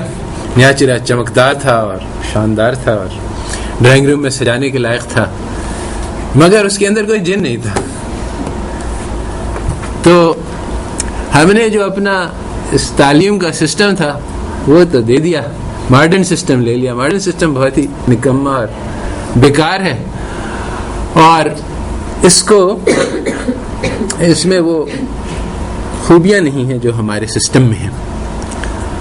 تو پہلا لیکچر اسی بات کی وضاحت کرنے کی. یہ سسٹم ہمارا انہیریٹڈ سسٹم میں لفظ میں ہوتا تھا. تو وہاں ایک بار بحث چل کے، اچھا مجھے یاد نہیں رہا کریڈٹس ہونی چاہیے یا نہیں ہونی چاہیے سیمسٹر، تو ہر آدمی نے اپنی اپنی دلائل پیش کیا کہ اس کا یہ فائدہ ہوگا، اس کا یہ نقصان ہوگا. آخر میں ایک آدمی نے کہا کہ بات یہ ہے کہ امریکہ میں یہ سسٹم رائج ہے. اب جب اس نے یہ کہا تو یہ آخری بات ہو گئی. اب اس کے فائدہ نقصان سوچنے کی ضرورت نہیں رہی. کہ ہاں ٹھیک ہے، امریکہ میں ایسا ہوتا ہے تو ایسا کر لیتے ہیں. تو اسی طرح سے جو سسٹم تعلیم ہمارا ہے وہ اسی طرح سے کہ بھائی وہاں لیکچر ہوتا ہے، ہم لیکچر دیں گے، وہاں سیمسٹر ہوتا ہے، سیمسٹر دیں گے، وہاں گریڈز ہوتے ہیں ABC، ہم ABC دیں گے. اسے سوچنے کی ضرورت نہیں ہے کہ یہ فائدے کا ہے یا نقصان کا ہے. پہلے ہی سے جو لیڈرز ہیں انہوں نے جو کر لیا بس وہی ہمیں نقل کرنی ہے. تو حقیقت یہ ہے کہ جو ہمارے پاس چیز موجود ہے جو پرانی ہے اور ایسا لگتا ہے کہ وہ 1400 سال پہلے تھی، اب اس کا کیا کام، اس میں بہت زیادہ طاقت ہے. تو آج کا جو لیکچر ہے اس کا مقصد یہ تھا کہ یہ میتھڈالوجی سکھلائی جائے. مگر یہ لیکچر پہلے سے ٹیپڈ ہے، موجود ہے، اور میری خواہش یہی ہے کہ آپ لوگ اس کو دیکھ لیں، کیونکہ جو بات میں بتلانا چاہ رہا ہوں آپ کو بہت زیادہ گہری ہے، بہت زیادہ ملٹی ڈائمینشنل ہے. اس میں ایک سیمسٹر میں وہ بات قابو میں بھی نہیں آئے گی. تو اگر آپ لوگ لیکچر دیکھ لیں گے تو ہم جو بحث کی سطح ہے وہ ذرا زیادہ بلند ہو جائے گی. ہم لوگ زیادہ گہرائی میں ٹاپکس کو کور کر سکیں گے، اور ضرورت بھی بہت زیادہ ہے. یہ نہیں ہے کہ میں یہاں صرف وقت گزار رہا ہوں، بلکہ ایک کام ہے جو کرنے کا ہے اس وقت دنیا میں، اور جو بوجھ ہے اللہ تعالیٰ کے پیغام کا وہ بہت زیادہ بھاری ہے. اللہ تعالیٰ نے خود اس کو کہا ہے کہ انا سنلقی علیک قولا ثقیلا، کہ میں تمہارے اوپر ایک بہت بھاری کلام اتار رہا ہوں. اور کہا ہے کہ لو انزلنا هذا القرآن على جبل لرأيته خاشعا متصدعا من خشية الله، کہ ہم یہ قرآن پہاڑوں پہ اتارتے تو وہ ریزہ ریزہ ہو جاتے. تو یہ پیغام ہے جو رسول اللہ صلی اللہ علیہ وسلم کا پیغام ہے، جس کے اوپر پہنچ گیا اس کے اوپر اس کی زندگی ختم ہو گئی، ان دا سینس کہ اس کو پھر یہ چھوٹی موٹی جو آج جو ہے نا، انسان بہت قیمتی ہے، انسان اللہ تعالیٰ کے لیے، ہر مرد اور ہر عورت، یہ بھی بات اسلام کی یونیک ہے کہ عورتوں کو ایگزمپٹ نہیں کیا کہ چلو مرد جا کے کام کریں گے، عورتیں جو ہے گھر کا کام کریں، نہیں، خطاب ہے اللہ تعالیٰ کا قرآن میں جس میں مردوں عورتوں دونوں کو ڈائریکٹلی کہا کہ وہ عورتیں جو اچھائی کا حکم دیتی ہیں اور برائی سے منع کرتی ہیں وہ مرد، اور مفسرین حضرات نے لکھا اس میں کوئی ضرورت نہیں تھی، عربی جو ہے وہ گرامر کے قاعدے کے اعتبار سے اگر کہتے کہ ہر شخص یا ہر مرد تو اس میں عورتیں ضمناً شامل ہو جاتی، مگر اللہ تعالیٰ نے کہا کہ نہیں، اس میں پکا کر لیں بات کہ یہ نہیں ہو کسی کو غلط فہمی کہ یہاں پہ خطاب جو ہے وہ صرف مردوں سے ہو رہا ہے، ہم لوگ اس میں مخاطب نہیں ہیں۔ تو اچھائی کا پھیلانے کا حکم ہر مرد اور ہر عورت پہ، اور برائی کو روکنا ہر مرد اور عورت پہ الگ سے خاص طور پہ وضاحت کر کے کہ یہ نہیں کوئی بعد میں کہے کہ میں تو سمجھی کہ یہ مردوں سے مخاطب ہے۔ تو یہ بوجھ اس پیغام کا بہت ہے، اور اس کو یعنی صحابہ نے اپنی ساری پرسنل لائف سیکریفائس کر دی، بیوی بچے کو نہیں دیکھ سکے، اپنے کاروبار تجارت کو نہیں دیکھ سکے، سارا، یعنی ایک صحابی تھے 30 سال چین چلے گئے، وہاں انہوں نے تبلیغ کی، اس کے اثرات موجود ہیں ابھی بھی چین میں، اور واپس آئے تو ان کا بچہ جوان ہو چکا تھا، تو سب کچھ انہوں نے قربان کر دیا اپنی اس ذمہ داری کے لیے جو ان کو دی گئی تھی۔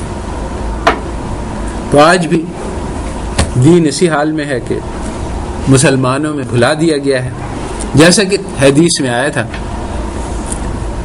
کہ دین جو ہے وہ اجنبی بن کر آیا تھا اور اجنبی بن جائے گا، تو بشارت ہو اجنبیوں کے لیے۔ تو اب یہی ہے کہ اس وقت امت ایز اے ہول جہل مرکب میں مبتلا ہے۔ ایک تو ہوتا ہے جہل کہتے ہیں نہ جاننا، اور جہل مرکب کہتے ہیں کہ کسی چیز کو نہ جاننا اور یہ سمجھنا کہ میں اس کو جانتا ہوں۔ تو جہل کا تو علاج نسبتاً آسان ہے، وہ آدمی کہتا ہے کہ اچھا میں نہیں جانتا، اس کو سکھلا دیں گے۔ جہل مرکب کا آسان علاج بہت مشکل ہے کیونکہ اس کو پہلے سے پتہ ہے۔ تو آج امت ایز اے ہول یہ سمجھ رہی ہے کہ دین تو میری جیب میں ہے، اگر اس میں کوئی فائدہ ہوتا تو ہم اس کو دیکھتے، مگر نظر نہیں آ رہا۔ آج مسلمان جو ہیں وہ سب سے ورسٹ پوزیشن میں ہر طرح سے، تو اس کا مطلب یہ ہے کہ دین میں کوئی فائدہ نہیں ہے، کیونکہ دین تو پہلے سے موجود ہے۔ تو اب کیا کرنا ہوگا؟ ہمیں جو ہے وہ ویسٹ سے سیکھنا ہوگا، ان کی نقل کرنی ہوگی، ان کے علوم کو سیکھنا ہوگا، تب جا کے ہم ترقی کریں گے۔ تو اب ان کو یہ سمجھا کہ نہیں بھی دین پہلے سے موجود نہیں ہے۔ یہاں پہ یعنی لڑائی ہوتی ہے، پھر وہ لوگ اٹھ کے کھڑے ہو جاتے ہیں، ناراض ہو جاتے ہیں۔ تو ابتدا تو یہاں سے ہوگی کہ جو ہمارا طریقہ تعلیم ہے وہ بہت ڈیفرنٹ ہے اس طریقہ تعلیم سے جو ویسٹ نے ہمیں سکھلایا ہے۔ اب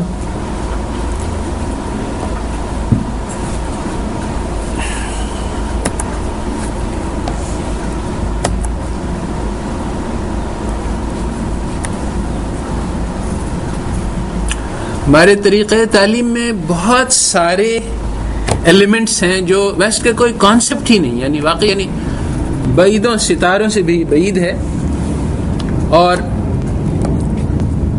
مگر ان کا تو خیر وہ بیچارے محروم ہیں دین سے۔ جو افسوس ہے وہ تو مسلمانوں پہ ہے کہ ہم نے ان کی نقل کر کے ان کو بھی محروم کر دیا دین سے۔ ایسا کہ ہمارا ایک ساتھی تھا، اس نے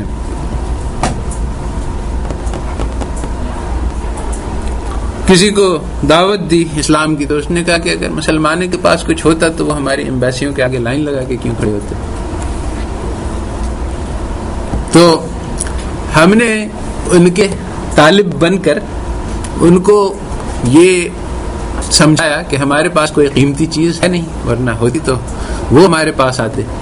جیسا کہ جب سعد بن وقاص گئے ایران کے دربار میں تو شان آنکھوں میں نچتی تھی جہاں داروں کی. وہ ان کی قالینوں کو اپنے تلوار سے کاٹتے ہوئے گئے، جا کے سیدھے تخت پہ بیٹھ گئے. بہت سارا انہوں نے ایکچولی انتظام کر رکھا تھا رستم نے کہ یہ لوگ مروع ہو جائیں گے. اپنے سپاہیوں کو بہترین یونیفارم پہنایا تھا، چمکدار شیلڈز پہنائی تھی، اپنی زبردست قیمتی قالین بیٹھائی تھی اور زبردست تخت. مگر دنیا کی جو ہے وہ ان کے نگاہوں میں کوئی وقت نہیں تھی. ایسے انہوں نے اس کو دیکھا جیسے مٹی. ایسے کہتے ہیں کہ بڑا محل ہے، اس سے آدمی کے دل میں روب آ جاتا ہے. کہتے ہیں کہ کھڑی مٹی اور بڑی مٹی کوئی فرق نہیں، یہ بھی مٹی ہے وہ بھی مٹی ہے. جب آخرت، جب اللہ تعالیٰ کی عظمت اور بڑائی دل میں ہوگی تو ایسا ایٹیچیوڈ پیدا ہوتا ہے. تو جب وہ جا کے بیٹھ گئے تو لوگوں نے دیکھا کہ اچھا یہ ساری چیزیں جس کے پیچھے ہم مرتے ہیں اس آدمی پہ کوئی اثر نہیں، اس کو اس سے ضرور اس سے بہتر کوئی چیز پتہ ہوگی. تو وہ لوگ اس سے جا کے پوچھے. تو جب ہمارے دل ہی میں ان چیزوں کی عظمت اور بڑائی ہوگی جو کہ کافروں کے دل میں ہیں چمکدار، تو پھر وہ مجھے اس سے کیا، ہم دونوں رقیب ہیں. وہ بھی یہ چاہتا ہے کہ میرے پاس اچھا جاب ہو، وہ بھی چاہتا ہے کہ میرے پاس اچھا گھر ہو، وہ بھی چاہتا ہے کہ میرے پاس اچھی گاڑی، میں بھی، ہم دونوں ایک جیسے ہیں. تو مسلمان نے اپنی طلب کو اللہ تعالیٰ سے ہٹا کر جب دنیا پہ لگایا، اور اللہ تعالیٰ نے اس سے منع کیا ہے کہ کہا کہ دنیا جو ہے وہ تو متاع الغرور ہے، دھوکے کی کمائی ہے، اس کی طرف مت جانا، تو میرے طالب بنو. فمن شاء اتخذ الی ربہ سبیلا، جو بھی چاہے اپنے رب کا راستہ ڈھونڈ لے. اور کہا کہ ہدینا نجدین، میں نے دونوں راستے دکھا دیے، چاہو تو دنیا کے طالب بن جاؤ، چاہو کہ اللہ کے طالب بن جاؤ. آج قوم نے بڑی تعداد میں دنیا کا طالب بننا چن رکھا ہے. تو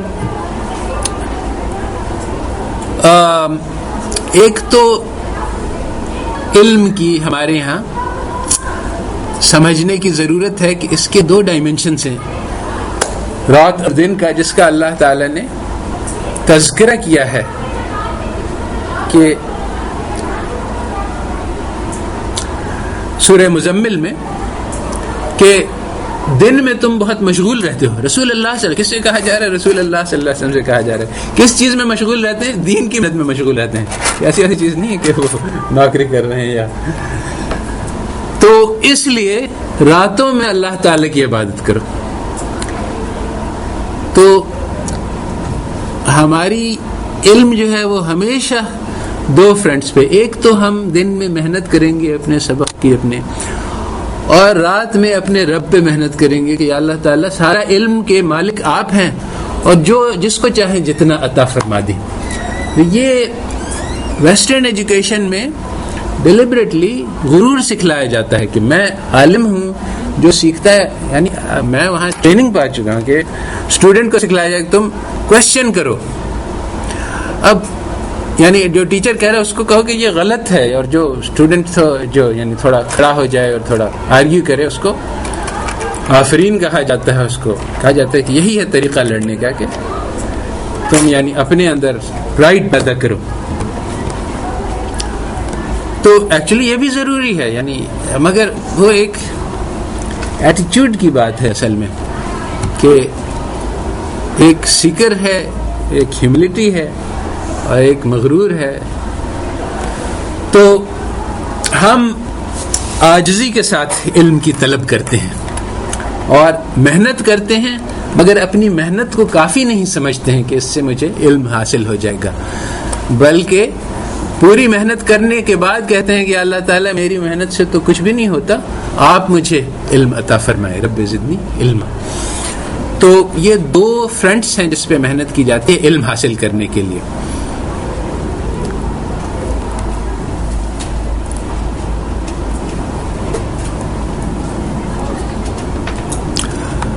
پھر یہ بات ہے کہ علم کا حصول جو ہے وہ فی نفسہ ہی مطلوب نہیں ہے، اور یہ بھی بہت بڑی غلط ہے کہ میں علم سیکھوں اور اس کے ذریعے سے میں پیسہ کماؤں یا دوسروں پر اپنی برتری ثابت کروں یا لوگ میری تعریف کریں کہ کتنا بڑا عالم ہے. تو یہ بہت ہی مہلک قسم کی نیت ہے، اور یہ نیت یعنی سکھلائی جاتی ہے بس اب تک کہ ہاں تم پڑھو گے لکھو گے تو تم مشہور ہو جاؤ گے, لوگ تمہاری تعریف کریں گے. اس کا اسلام سے کیا واسطہ ہے؟ یعنی دس از ایگزیکٹلی یعنی جو کسی کو ہلاک کرنے والی بات ہے کہ اگر کوئی آدمی اس نیت سے علم حاصل کرے کہ لوگ میں مشہور ہوں گا اور میری شہرت ہوگی اور میرے پبلیکیشنز ہوں گے, اور چنانچہ مگر مسلمان اس میں مبتلا ہیں, پتہ ہی نہیں, اپنا طریقہ تعلیم ہی بھول گئے. تو ان صلاتی و نسکی و محیای و مماتی للہ رب العالمین, سب چیزوں کو رخ اللہ تعالیٰ کی طرف کرنا, اخلاص کے ساتھ عبادت کرنا, اپنی تعلیم کو عبادت کا ذریعہ بنانا, یہ ایک محنت کا کام ہے اور آسان بھی نہیں ہے. ہم بیٹھیں تو ہم نیت کریں, کیا نیت کریں جس سے یہ عبادت بن جائے. تو اس میں یہ کرنا ہوگا کہ جو علم ہمیں حاصل ہو وہ ہم اس سے امت کی خدمت کریں گے, پھر یہ عبادت بنے گا. اتنا یہ بعید ہو گیا ہے. پہلے تو یہ بہت کامن تھا, یہ بات سب کو سمجھ میں آتی تھی, آج کسی کو سمجھ میں نہیں آتی. آج جو ہے وہ ڈاکٹر جو ہے وہ بیٹھا ہے تو وہ اس لیے بیٹھا ہے کہ میں غریبوں کی بیماری سے فائدہ اٹھا کے پیسے بناؤں گا. حالانکہ یہ کبھی بھی اور کسی بھی معاشرے میں اس کو اچھی بات نہیں سمجھا گیا, بلکہ ہمارے یہاں تو وہ قرآن کی آیت ہے کہ ایک آدمی کی جس نے جان بچائی وہ ایسا ہے جیسے اس نے ساری دنیا کو بچا لیا. تو اس لالچ میں کہ ہم اس اجر کو کمائیں گے اللہ تعالیٰ کے, لوگ ڈاکٹر بنتے تھے کہ ہم لوگوں کی خدمت کریں گے پیسہ کمانے کے لیے. آج کل یہ صورتحال ہے کہ وہ شفا میں انٹرویوز ہو رہے تھے وہ اسٹوڈنٹس کے داخلے کے لیے, تو ایک اسٹوڈنٹ سے پوچھا ابھی پچھلے سال کی بات کہ ہاں بھائی وہ ایپیڈیمیولوجی ہوتی ہے کہ اگر ایک شہر میں وبا پھیل جائے تو اس کے کیا کیا اثرات ہوں گے تو اور کیا کرنا چاہیے. تو اس نے کہا کہ اس نے سوچا ڈاکٹروں کی کمائی بڑھ جائے گی. یعنی بہت سارے اثرات میں سب سے پہلی نگاہ اس کی کہاں پہ گئی کہ تو یہ بیماری ہے دل کے اندر, پیسے کی محبت جو ہے وہ بیماری ہے جس کو بتلایا اللہ تعالیٰ کہ امت کے دل میں یہ بیماری پیدا ہو جائے گی تو پھر کافر اس پہ غلبہ پیدا ہو جائیں گے, دنیا کی محبت پیدا ہو جائے گی, آخرت کا خوف پیدا ہو جائے گا. جو مسلمان جو غالب آئے وہ اس لیے کہ وہ آخرت کے چاہنے والے تھے, اللہ کے چاہنے والے تھے اور دنیا سے دور رہنے والے تھے. آج یہ کہا جا رہا ہے ایکسپلیسٹلی کہ مسلمانوں کا ڈکلائن اس لیے ہوا کیونکہ وہ آخرت کے طالب بن گئے. بالکل غلط بات ہے, 100% اپوزٹ آف دا ٹروتھ. انہوں نے دنیا سے تعلق چھوڑ دیا اور اس لیے وہ دنیا میں پیچھے رہ گئے. اور آج ہمارا جو حل ہے مسئلوں کا کہ ہم دنیا میں خوب زور سے لگیں اور جان اپنے دل و جان لگا کے دنیا کے اندر لگ جائیں تو پھر ہماری ترقی ہوگی. اس کا کوئی واسطہ نہیں اسلام سے اور غلط ہے پوری ڈائگنوس.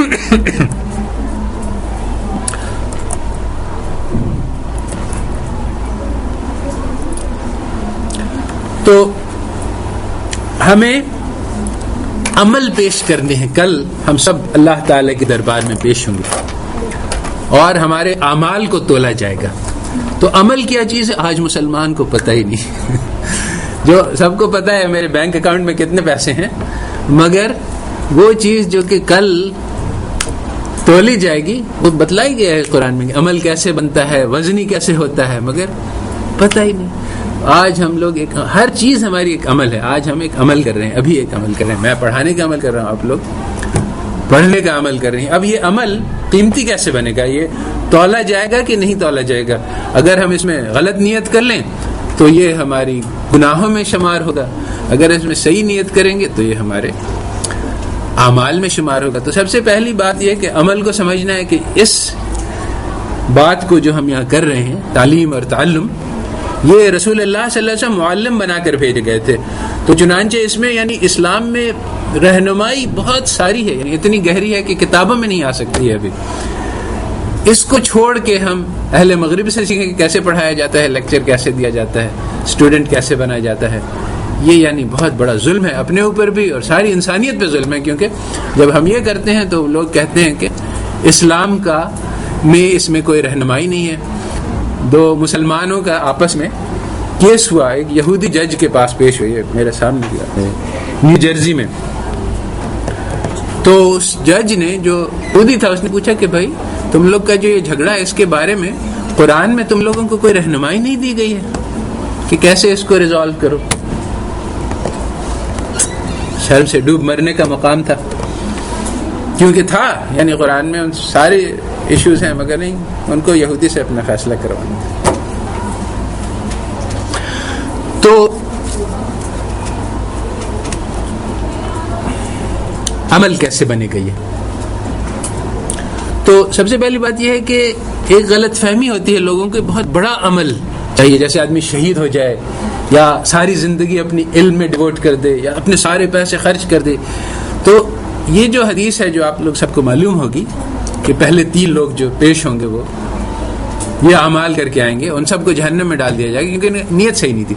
تو اس سے یہ بات سمجھائی گئی ہے کہ عمل کو بڑا ہونا ضروری نہیں ہے, اس کی نیت پہ جتنا خلوص کے ساتھ ایک چھوٹا سا عمل, ایک کھجور کا ٹکڑا بھی صدقہ کر دیا جائے, مگر دل میں اللہ تعالیٰ کی محبت ہو. وفی حب ہی اللہ تعالیٰ نے قرآن کہا ہے کہ وہ لوگ کھلاتے ہیں غریبوں کو اللہ تعالیٰ کی محبت میں. یہ جو اللہ تعالیٰ کی محبت, یہ اللہ تعالیٰ کہتے ہیں کہ جب تم قربانی کرتے ہو تو اس کا خون اور گوشت نہیں پہنچتا ہے, وہ جو دل کا جذبہ ہے وہ پہنچتا ہے.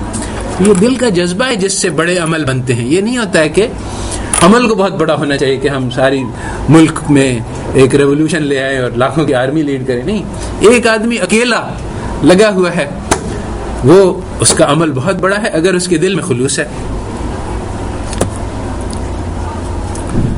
تو اعمال کو بنانے کے لیے نیت کو صحیح کرنا ضروری ہے.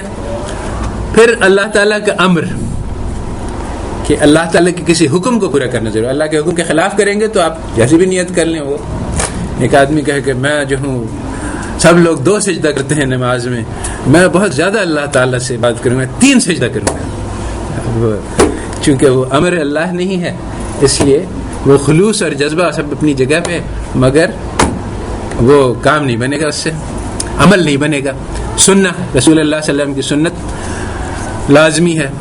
پھر اس عمل کی قیمت کو پہچاننا. بہت سارے اعمال ہیں ان کی قیمت بتلائی گئی ہے کہ جیسے طالب علم کے لیے فرشتے پر بھی جاتے, کیوں بتلا رہے ہیں اللہ تعالیٰ کہ دل میں اس کا شوق ہو, پیدا ہو, اور اس کی یعنی یہ جذبہ پیدا ہو کہ اس کا تو اس طرح سے جن جن اعمال کی فضیلت بتلائی گئی ہے اس کو سمجھنا. پھر ایک مجاہدہ ہوتا ہے, اس کی بھی بڑی تعریف ہے. یعنی اللہ تعالیٰ نے کہا ہے والذین جاہدوا فینا لنہدینہم سبلنا. تو عمل بنانے کے لیے ہمیں محنت کرنی ہے, کہ مشقت کرنی. ہو سکتا ہے کہ ہمارا دل نہیں چاہ رہا ہو, ہمیں دل چاہ رہا ہے کہ جا کے کھیلیں, پکنک منائیں, یہ کریں وہ کریں, اور جو امر ہے جو وقت کا تقاضا ہے وہ یہ ہے کہ ہم بہت بورنگ کام کریں, بہت محنت کریں. تو اب اس کو مجاہدہ اور قربانی کرنی ہوگی. ہاں نیکسٹ کلاس ہے, ٹھیک ہے. وہ مجھے اچھا تو نیکسٹ ٹائم 8:30 بجے پھر. ہاں یہ لیکچر پورا ٹیپڈ ہے, تو آپ لوگ کوشش کریں کہ اس پہ یعنی ایکسیس لے کے دیکھ لیں. اور میں چاہتا ہوں کہ وہ گروپ بن جائے تاکہ سب کی ای میلز میرے پاس آ جائیں, تاکہ ہم لوگ کمیونیکیشن وائے ای میل اور ڈسکشن وائے ای میل بھی کر سکیں. اس کو ختم کرتے ہیں, ذرا لمبا ہو گیا. سبحان ربک رب العزت عما یصفون وسلام علی المرسلین الحمد للہ رب العالمین.